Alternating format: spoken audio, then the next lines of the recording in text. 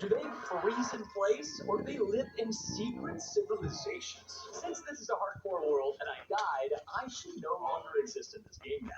Now we get to see exactly what the scary myths are doing. Is that what I think it is? There's literally an entire city. Look at them. Look at them lined up. Dude, look at this. We have dark rooms guarding the entrance of the city and scary myths lined up waiting to get in. Just in case I don't look scary enough, I came prepared this time with a skin that I can equip. Come on. Do I not look a little bit scarier? And look, wait, my head twitches. Well, hello there. Look at these guys.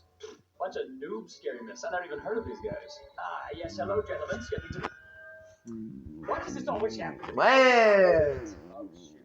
What scary myth are you supposed to be? I'm Presto Brian. You know, like Herobrine, but Presto. Oh, I love Presto Brian. He's my favorite.